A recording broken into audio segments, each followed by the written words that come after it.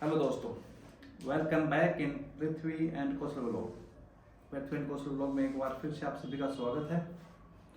दोस्तों, इस बार हम आपके लिए एक अलग तरह की कहानी लेके आए हैं। एक बहुत ही सच्ची कहानी है। ये जापान की कहानी है और एक ऐसे इंसान की कहानी है जो 4 बार जेल ब्रेक करता है। जापान में उसको एक हीरो माना जाता है, एंटी हीरो कह लो। जनमानस में उसको एक हीरो की उपाधि दी गई। उसके साथ जेल में अत्याचार हुआ और हर बार उसने चैलेंज करके और जेल को ब्रेक किया। तो दोस्तों, जापान की कहानी है। जापान में अमोरी नामक एक स्थान है। यहाँ पे एक योशी शिरातोरी नाम का एक युवक था जो छोटा मोटा अपना काम करके और अपना जीवन यापन कर रहा था। लेकिन एक बार उसको जो है कि 1936 के आसपास में उसको एक झूठे डकैती और कत्ल के इल्जाम में अमोरी जेल में भेज दिया गया। और जेल के अंदर उसके साथ बड़ा ही बुरा बिहेव होता था। क्योंकि पहली बार जेल गया था, सिंपल सा इंसान था, तो दूसरे जो अपराधी थे वो भी उसके साथ बुरा बिहेव करते थे। और उस समय में जेलों की, सभी देशों में जेलों की बहुत बुरी स्थिति थी। जैसे हमारे इंडिया में थी अंग्रेजों के समय में, वैसी ही जापान में थी। तो वहां पे बहुत बुरा बिहेव किया जाता था। उससे तंग आके उसने जेल ब्रेक करने की सोची। उसने बाल्टी का एक तार निकाला और उस तार से उसने कई महीने तक पहले तो ऑब्जर्व किया कि गार्ड जो पैरे के ऊपर हैं वो कैसे आते जाते हैं, किस समय कैसे आते हैं, उनका टाइमिंग क्या है। तो उसने कई महीनों तक जो है कि उसको रीड करके और नतीजा निकाला कि हर 15 मिनट के बाद गार्ड एक राउंड लगाने आते हैं, देख चेक करने के लिए आते हैं। तो उसके बाद पास 15 मिनट का समय था कि 15 मिनट में मुझे जेल ब्रेक करानी है। तो उसने 15 मिनट में, उसके पास 5-6 ब्रैकेट थे आगे, एक के बाद एक ताले खोल के भागना था उसको। अपनी हथकड़ी खोलनी थी और फिर अपना जेल का दरवाज़ा खोलना था। उसके बाद आगे और दरवाजे थे, उनको एक के बाद एक खोल के उनको जाना था। तो उसी 15 मिनट के अंदर वो एक के बाद एक करके 5-6 इस तरह से ब्रैकेट तोड़ के लॉक करके, और वह लगभग सुबह के 5-6 बजे के बीच में जेल से भाग जाता है। लेकिन ये जेल से भागने की रिहाई उसको ज़्यादा रास नहीं आई। और 3 दिन बाद ही एक हॉस्पिटल के अंदर कुछ सामान, क्यों उसके पास कोई पैसा तो था नहीं, तो खाने पीने के लिए कुछ नहीं था, तो उस हॉस्पिटल से कुछ सामान की चोरी करने सोचता है और वो हॉस्पिटल में वो पकड़ा जाता है। आपकी बात जो कि क्यों जेल से भागा था, तो उसको एक और सख्त जेल में, उसको एक अकिता नामक जेल में 1942 के अंदर जो है अकिता नामक जेल में भेज दिया जाता है। वहां से अब क्योंकि वो पहले से ही बदनाम हो चुका था कि जेल को ब्रेक करके आया है, और जेल ब्रेक करने वालों के साथ जेल के जो अधिकारी हैं या कर्मचारी, उनका बहुत ही बुरा बिहेव होता है। सभी जगह होता है, वहाँ पे भी होता था। वहाँ की जेलें कुछ ज़्यादा बदनाम थी।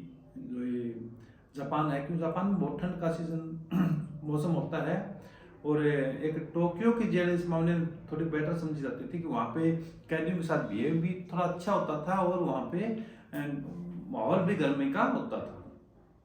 तो उसने वहाँ पर भी उसने जज के सामने किया, कोई बात नहीं, आप मुझे सजा दे दीजिए, क्योंकि उसको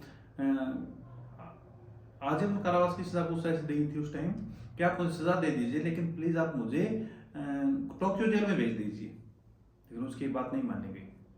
उसको अकिता नामक जेल में उसको भेज दिया जाता है। तो अकिता जेल में उसके साथ बहुत बुरा बिहेव होता है। उसको एक खास कैदी, जो भागने वाले कैदियों के लिए बनाए जाते हैं, उस कमरे में उसको कैद कर दिया जाता है। कमरे की दीवारें जो हैं वो तांबे की ब्रास की बनी होती हैं, जिनके ऊपर मतलब कि चढ़ने के लिए कोई भी वो नहीं होता है, सहारा नहीं होता।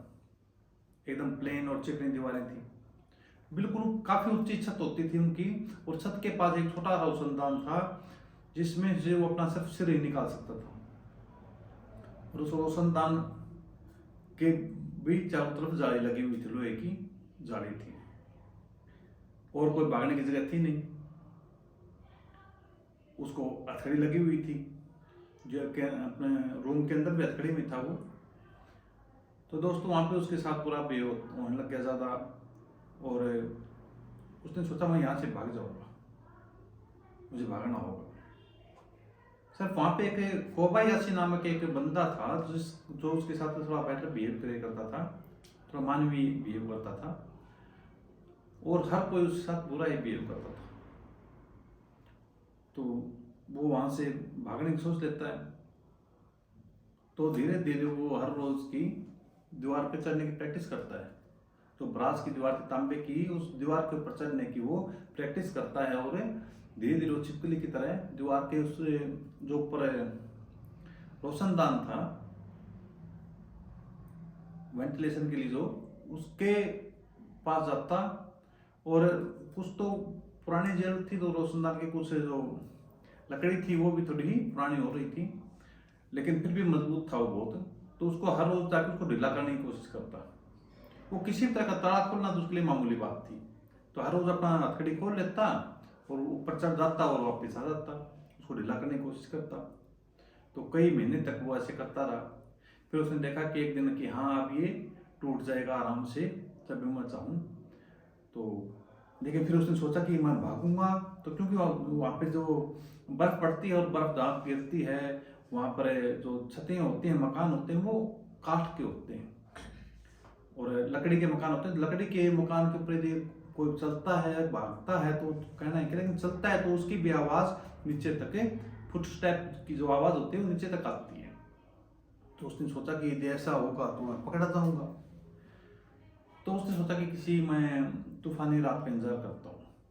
तो ऐसे वो कई महीने तक इंतजार किया, और एक रात जब तूफान आया तो रात के समय अपने हथकड़ी को खोला और उस रोशनदान में जो बिल्कुल पतला सा था, उसमें उसका सिर ही घुस सकता था, उसमें से उसने अपने आप हाथों को डिसलोकेट किया और अपने शरीर को इतना पतला बना लिया कि एक सांप की तरह कह लीजिए आप, कि उस रोशनदान के अंदर से वो निकल गया तोड़ के।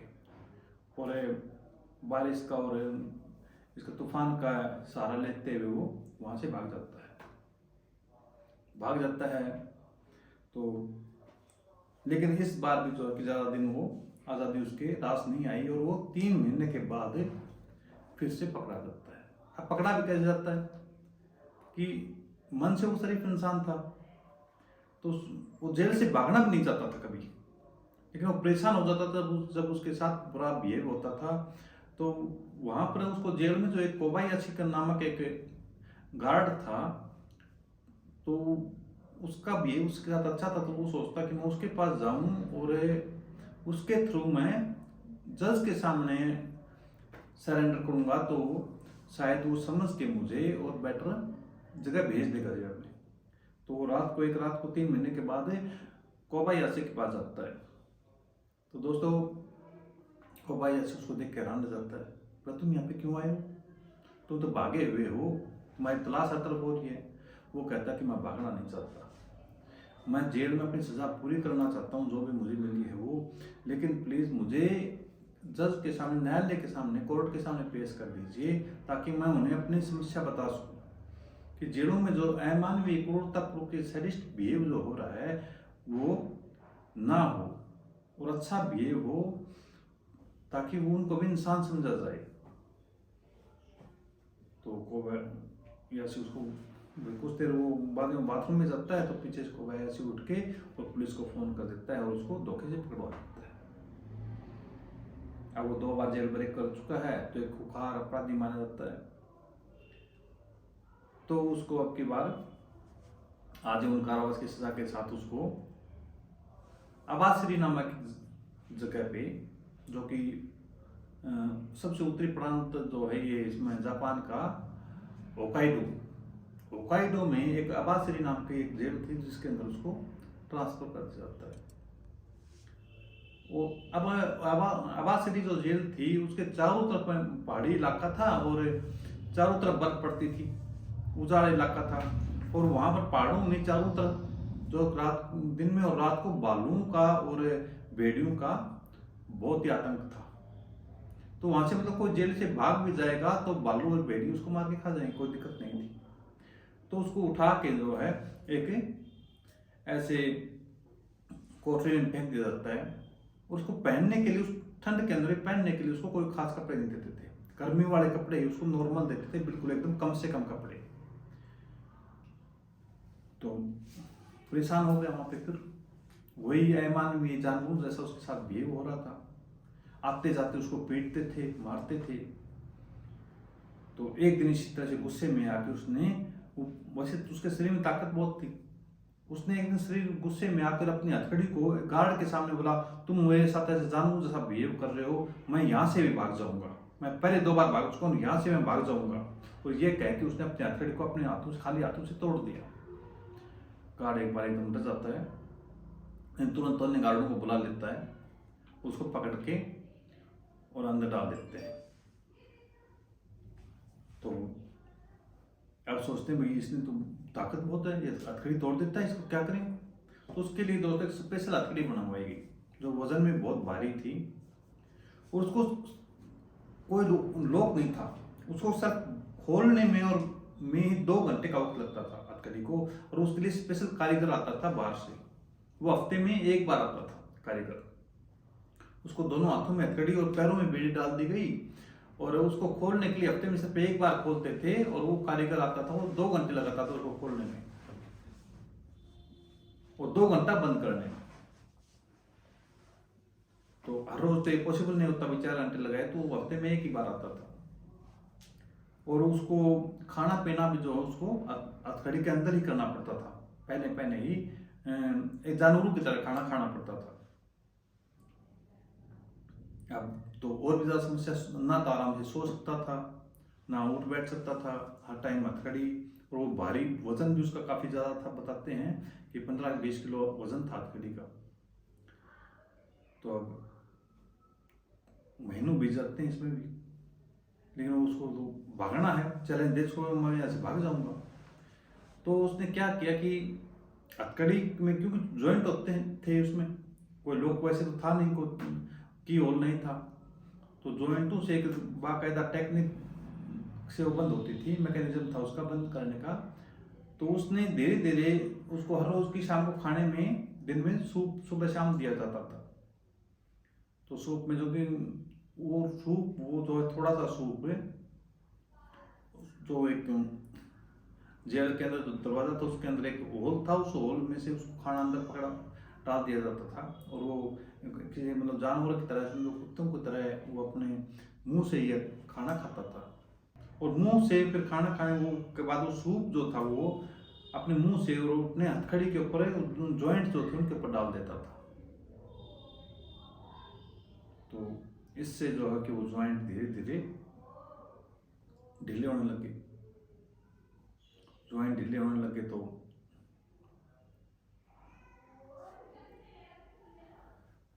उसमें जंग लगने लग गया जॉइंटों में, और उससे ढीले हो गए। कई महीनों का प्रोसेस चलाई। तो एक दिन फिर जब उसको लगा कि हाँ अभी हथकड़ी टूट जाएगी, लेकिन फिर भी भागने के लिए खास समय चाहिए, ऐसे उसने किस टाइम भाग जाए। तो लेकिन उस टाइम इसकी जरूरत नहीं थी उसको, क्योंकि सेकेंड वर्ल्ड वार चल रहा था, ये 1943-44 के आसपास की 43 की बातें हैं। सेकेंड वर्ल्ड वार अपने टॉप पे था 43 में। और एक दिन शायद 26 अगस्त 1943 के दिन, जब बाहर ब्लैकआउट हो रहा था, युद्धकालीन जो है, युद्ध के समय में ब्लैकआउट कर दिया जाता है देश के अंदर, कि सभी जगह पे एकदम रोशनी बंद कर दी जाती है ताकि दुश्मन का प्लेन कुछ बम वगैरह ना डाल सके।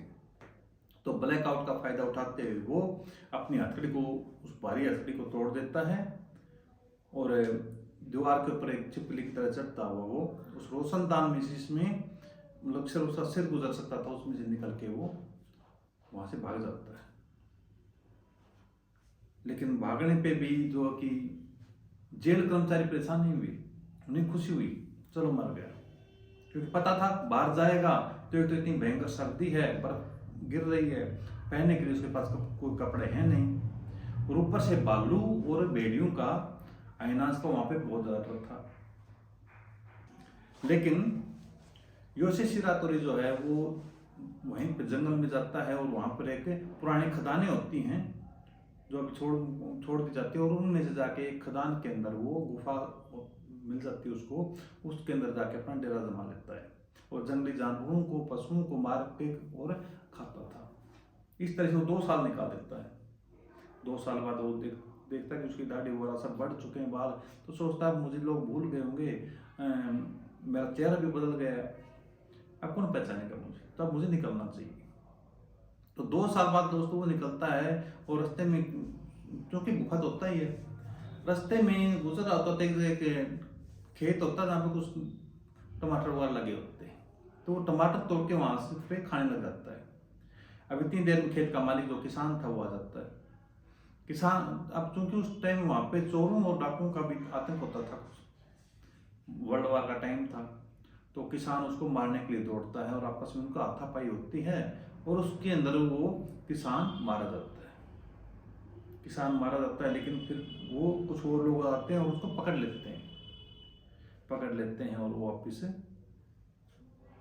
कोर्ट के थ्रू उसको इस बार मृत्यु दंड दिया जाता है और उसको सापोरा नामक एक जेल में भेज दिया जाता है। 1945 में उसको सापोरो की जेल में भेज दिया जाता है। तो सापोरो की जेल में उसको एक बहुत छोटा कमरा दिया जाता है जिसमें सिर्फ सो सकता था, इतना ही लंबा कमरा, और खड़ा होता था तो उसका सिर जो है वो सीधा खड़ा नहीं हो सकता था, इतना छोटा था वो। उसमें बहुत छोटे छोटे जो थे कि रोशनदान लगे हुए थे वेंटिलेशन के लिए, जिनमें उनका सर भी घुस नहीं सकता था। अब पुलिस वालों को पता लग गया था कि ये अपने शरीर को डिसलोकेट करके और अपने शरीर को एक सांप की तरह से किसी में घुसा लेता है, लेकिन अपने सिर को छोटा बड़ा नहीं कर सकता ये। तो इसलिए उन्होंने सभी छेद भी ऐसे बनाए कि जिसमें से वो अपना सिर भी नहीं घुसा सके, और कोई निकलने का जगह नहीं थी। तो उसको अब की बार समस्या हो गई। पुलिस वाले निश्चित थे कि अब ये भाग नहीं सकता, नहीं, हर तरह से पूरा प्रबंध किया गया। तो लेकिन उसने वहां पे एक प्लान बनाया कि वो सोया रहता, सुबह भी नहीं उठता जब पुलिस वाले उठा, क्योंकि पुलिस जेल का एक मैनुअल होता है और उसके अनुसार ही चलना पड़ता, सभी को सोना और जगना पड़ता है। लेकिन वो देर तक नहीं उठता, पड़ा रहता, मार खाता, डंडे खाता, लेकिन उठता नहीं। 1-1 घंटा 2-2 घंटा तक पड़े रहता। एक तो पुलिस वाले भी थक गए, सोचने लगे कि वो कमजोर भी बहुत हो गए थे इतनी साल जेल में रह के, तो पुलिस वालों को कभी दया आ जाती, पड़े रहने तो अब इसको कोई बात नहीं। तो ऐसा सोचते सोचते वो, लेकिन क्यों बीच में उसको कई बार चेक किया, वो गद्दा में उठा के देखते, सब कुछ देखते, पूरे कमरे को चेक करते, कुछ नहीं मिलता। तो इस तरह से टाइम बीतता गया, कई महीने हो गए, और एक दिन वो देखते हैं कि वो सोया पड़ा है, लेकिन बहुत देर हो गई उसको बाहर से पैदारों को बोलते हुए, वो तो नहीं उठा। फिर अंदर आए देखते हैं कि वो सिर्फ खाली एक तकिया वगैरह जो थे वो लगा रखा था वहाँ पर, उसके नीचे कुछ नहीं था, गायब। कमरे में चारों तरफ देखते हैं, कमरे में कुछ दिखाई नहीं देता, कहीं निकलने जगह नहीं। फिर वो उठा के देखते हैं गद्दे को उठा के देखते हैं तो उसके नीचे बिल्कुल उसका सिर घुस के था, एक पतली सी सुरंग बनी हुई एक, और उसमें से वो निकल के भाग गया। अब वो जो सूप पीता था उस कटोरे से उसने वो सुरंग बनाई और उसमें से वो निकल के भाग जाता है। अब पुलिस वाले फिर हैरान परेशान, जेल वाले भी, लेकिन वो नहीं पकड़ा जाता। अब की बार वो 1 साल हो जाती है उसको लगभग ऐसे भागे हुए। तो एक शहर में अपने उसकी एक पत्नी थी, बेटी थी, लेकिन उनके पास वो नहीं जाता है, पता होता है कि वहाँ पे तो पुलिस आएगी पकड़ने। 1 साल बाद वो एक शहर में कहीं गया होता है और वहाँ पे पार्क में बैठा होता है। अचानक एक पुलिस का बड़ा अधिकारी जो है आके उसके पास बैठ जाता है। उसके पास बैठ जाता है तो वो एकदम घबरा जाता है कि कहीं मुझे पहचान ना ले। लेकिन पुलिस अधिकारी वहाँ बैठ के और अपना आराम से सिगरेट पीने लग जाता है और एक सिगरेट उसको ऑफर करता है। उस टाइम सिगरेट जो थी उस वर्ल्ड वार के टाइम में बहुत ही कीमती लग्जरी आइटम होती थी। तो उसका उस एक अच्छे बिहेव को देख के भाई इसने, और जापान में सिगरेट पेश करना एक थोड़ा वहाँ पे सम्मान देना विशेष रूप से किसी को, ये भी माना जाता था। तो वो बड़ा कृतज्ञ होता है उसके प्रति, और लोग भाव में भर के वो कहता कि मेरा नाम योसे शिरातोरी है। वो ऐसे देखता है उसकी तरफ, वो दोबारा फिर रिपीट करता है कि मेरा नाम योसे शिरातोरी है। तो अगर तुम तो जेल से भागे हुए आदमी, तुमने मुझे अपना नाम क्यों बता रहे हो? वो फिर अपनी वो कहानी बताता है कि मैं जेल से नहीं भागना, मैं अपनी सजा पूरी करके आराम से जीना चाहता हूँ, लेकिन जेल वाले मुझे जीने नहीं देते हैं, मुझे परेशान करते हैं, बेवजह मारते पीटते हैं, मुझसे एक्स्ट्रा काम करवाते हैं, और इतना गंदा बिहेव करते हैं जो जानवरों के साथ भी नहीं किया जाता। ऐसा बिहेव करते हैं मेरे साथ। मैं अपनी सजा पूरी करना चाहता हूँ। मैं आपसे ये रिक्वेस्ट कर रहा हूँ कि प्लीज़ आप मुझे मतलब न्यायालय में लेके चलो, वहाँ पे कोर्ट में मैं मजिस्ट्रेट के सामने ये बातें अपनी कह के और सरेंडर करना चाहता हूँ। और पुलिस वाला बोला तुम मुझे ये बातें क्यों बता रहे हो? मतलब मैंने ऐसे पहले भी एक व्यक्ति पे भरोसा किया था, लेकिन उसने मुझे धोखा दिया, लेकिन आप मुझे बहुत भले आदमी लगे हो कि आपने मुझे सिगरेट पे ऑफर की, और मुझे लगा कि ये आदमी अच्छा है, और हर कोई पुलिस वाला बुरा नहीं होता, और वो आदमी सच में अच्छा निकला पुलिस वाला। और वो उसको लेके न्यायालय में गया, कोर्ट में गया। कोर्ट ने फिर उसकी पूरी बातें सुनती है कोर्ट, और ये तय करते कि भाई पहला जो कत्ल का जो झूठा इल्जाम था उसमें वो बरी हो गया था। दूसरा जो एक किसान उसके हाथों से मारा जाता है, तो वो जो कि आत्मरक्षा में मारा गया, ये सिद्ध हो जाता है कि इसने जानबूझ के उसको नहीं मारना, मारने की कोशिश की। और ये 4 बार जेल से भागा, लेकिन इसने कभी भी किसी भी पुलिस वाले को ऊपर ना तो कोई हमला किया, ना जानलेवा हमला करना दूर, किसी के हमला भी नहीं किया, जान से मारा तो वो दूर की बात है। लेकिन फिर भी 4 बार जेल से भागा है, तो इसलिए उसको 20 साल की जेल की सजा के साथ उसको जेल में भेज दिया था। और आपके बाद उसको टोक्यो जेल में भेजा जाता है। वो रिक्वेस्ट करता है कि मुझे टोक्यो जेल में भेजा जाए, तो उसको टोक्यो की जेल में भेज दिया जाता है। अब दोस्तों वहाँ पे वो 11 साल तक उस जेल में 14 ईयर्स उस जेल में रहता है। और 14 ईयर के बाद जो है उसको गुड बिहेव की वजह से, अच्छे व्यवहार की वजह और चाल चलन की वजह से उन्हें उसको बाकी सजा माफ कर दी जाती है। अब दोस्तों उसके बाद वो अपने बेटे के पास जाता है, और सन 1979 के अंदर वहां पर लगभग 17 या 19 साल तक वो आज़ादी का जीवन बिताता है, और सन 1979 के अंदर उसको हार्ट अटैक की वजह से उसकी मृत्यु होती है। उसकी पत्नी पहले मर चुकी होती है, वो अपने बेटे के पास फिर बाकी जीवन गुजारता है और उसको सारी बातें बताता है, और वहाँ पे फिर 1979 में उसकी मृत्यु होती है। दोस्तों इसके ऊपर बहुत फेमस ये कहानी है। बाकायदा जापान में जो आबासिरी जेल है उसके अंदर तो बाकायदा इसका म्यूजियम बना रखा है, और उसमें एक इस तरह से उसको योसे शिरातोरी को दिखा रखा है वो किस तरह जेल से भाग रहा है। इसके ऊपर फिल्में भी बन चुकी हैं कई, इसके ऊपर किताब भी लिखी हुई है बाकायदा। तो एक स्पेशल करेक्टर था जो अपने शरीर को कैसे भी तोड़ मरोड़ सकता था, छोटा कर सकता था, बड़ा कर सकता था अपने सिर को छोड़ के। ताकत इतनी थी कि हथकड़ी को ऐसे हाथों से तोड़ देता था, और शकील में दीवार के ऊपर चिपकली की तरह चढ़ जाना इसका खास गुण था। किसी भी तरह के लोग को 2 सेकंड में खोल देता था। तो ये इस तरह के ऐसे गुण थे जो इसको एक विलक्षण और अलग तरह का आदमी बनाते हैं, और इसलिए जापान में इसको एक हीरो के रूप में माना जाता है। ये कहानी थी, आपको अच्छी लगी हो तो आप बताएं कि इस तरह की कहानियाँ आप आगे भी सुनाऊं। कहानी सुनने के लिए थैंक यू। जिनने सब्सक्राइब नहीं किया वो प्लीज़ सब्सक्राइब कर लो। Thank you.